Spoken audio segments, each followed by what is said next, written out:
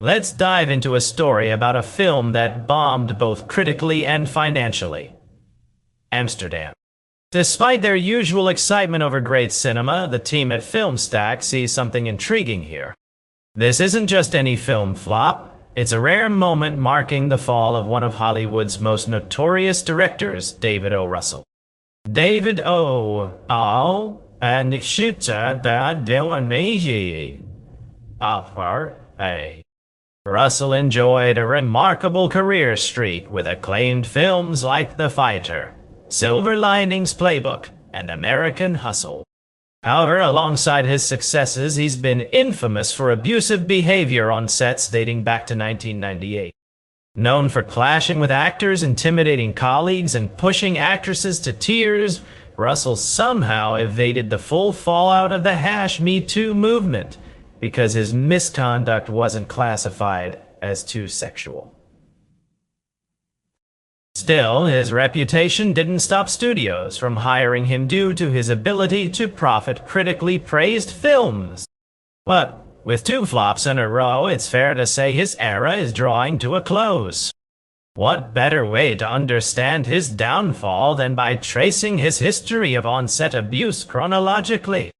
Rewinding to 1998, Russell was gaining Hollywood traction through his early work with the films Spanking the Monkey and Flirting with Disaster. Both met with critical acclaim and box office success. Interestingly, he avoided casting Burt Reynolds on Flirting with Disaster because of claims about Reynolds' own difficult behavior on previous sets. A twist of irony considering how Russell's own troubles escalated. His third film, Three Kings, starred major talents like George Clooney, Mark Wahlberg, and Ice Cube, but its production was fraught with tension. Russell's approach involved heavy improvisation and spontaneously incorporating new ideas during filming, which often extended working hours and strained the crew. George Clooney openly shared his struggles managing conflicts caused by Russell's unpredictable mood swings.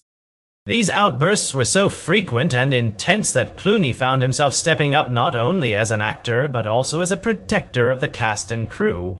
One stark moment involved an extra having a seizure on set.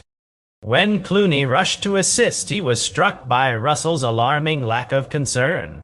On another occasion, Russell berated a Humvee driver for driving too slowly, forcing Clooney to intervene.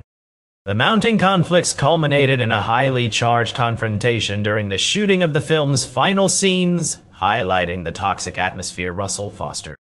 This early history set a precedent for Russell's chaotic directing style and troubled relationships within the industry. Despite these challenges, many, including the likes of Taylor Swift, continued to collaborate with him, until recent failures like Amsterdam exposed the unsustainable nature of his approach.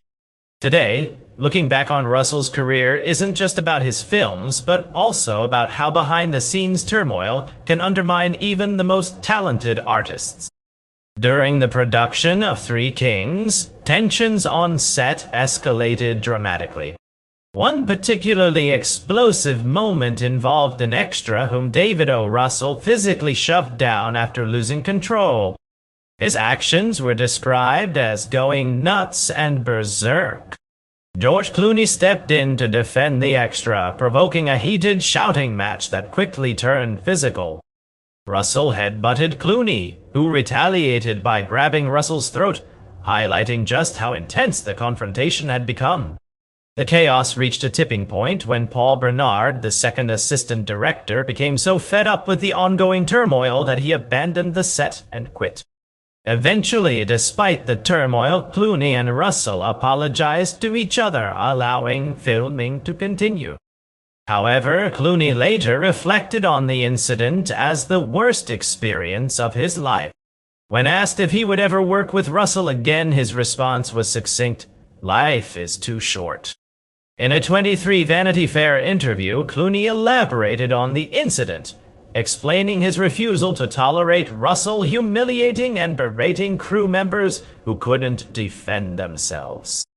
Clooney saw his role as standing up to those who were mistreating others.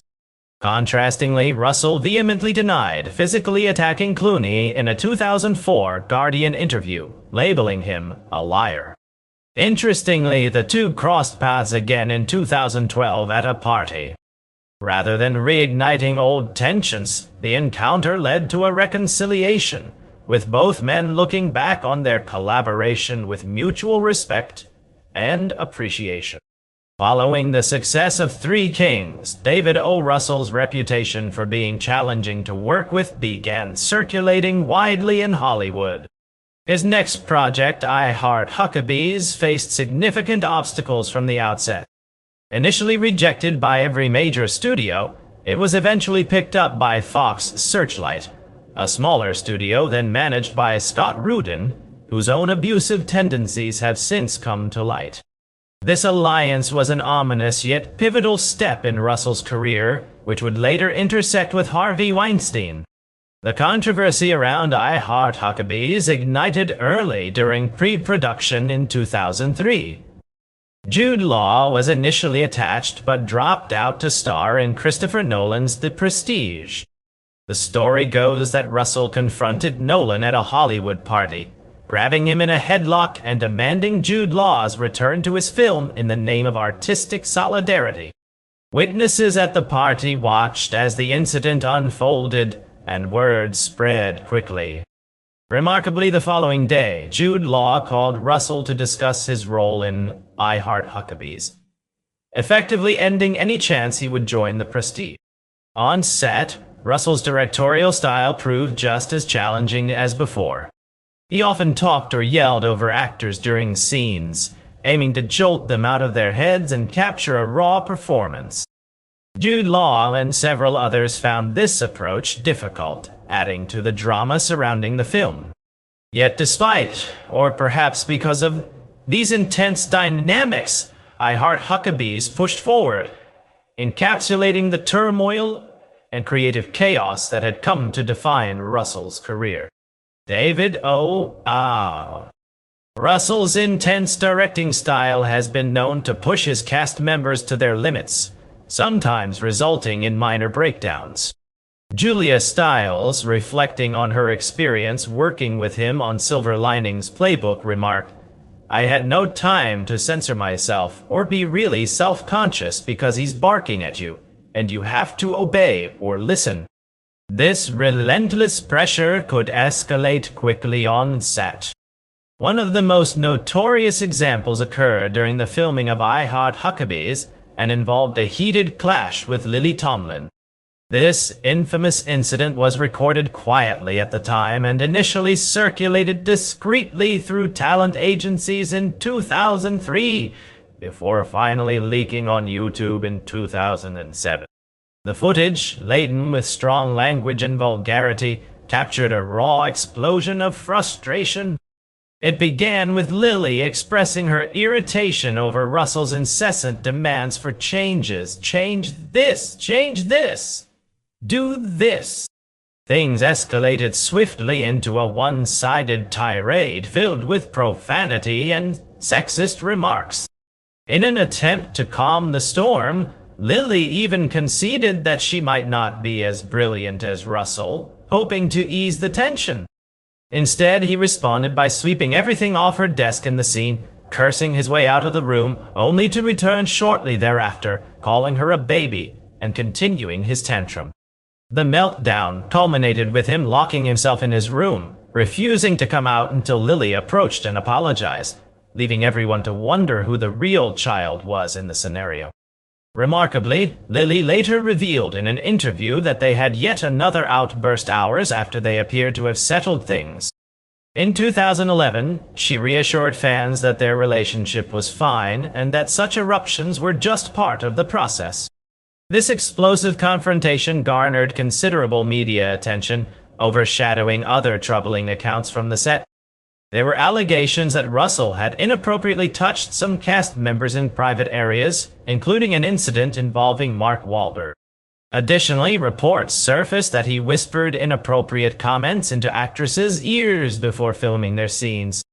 Despite all the behind-the-scenes turmoil, I Heart Huckabees was released in 2004 to a lukewarm reception, both critically and at the box office, proving that the controversy did little to help its success. Following this period of intense scrutiny, Russell withdrew from the spotlight for several years.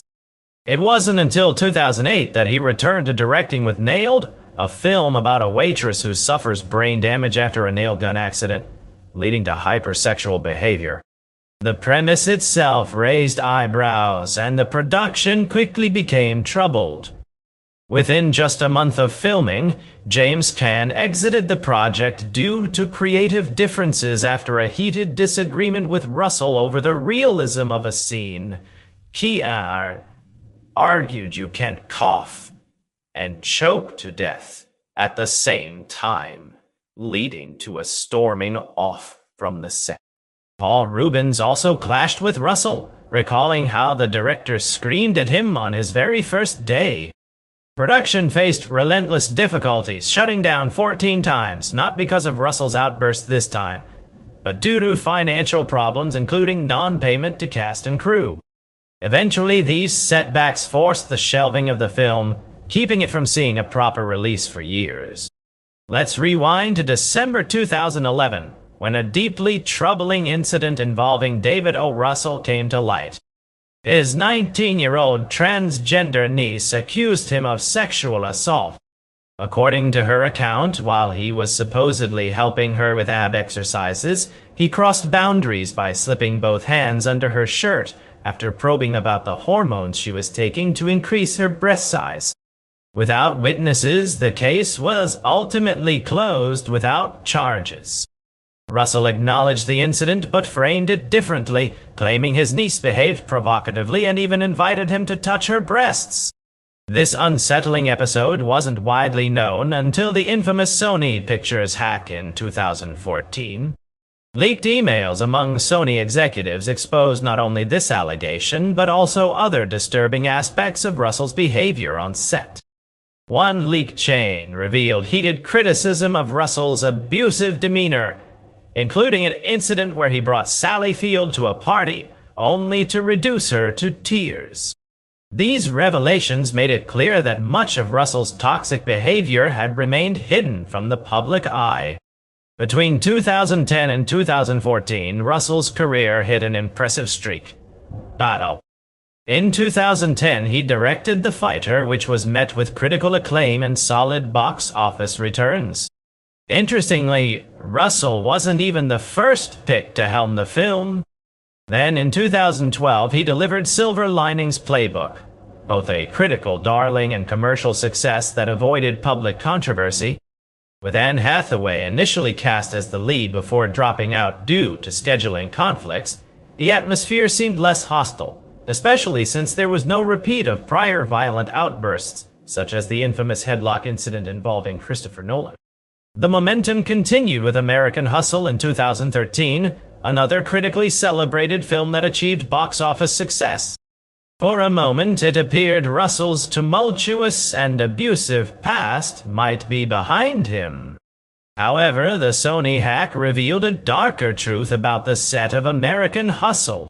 Private emails from late 2014 painted a starkly different picture.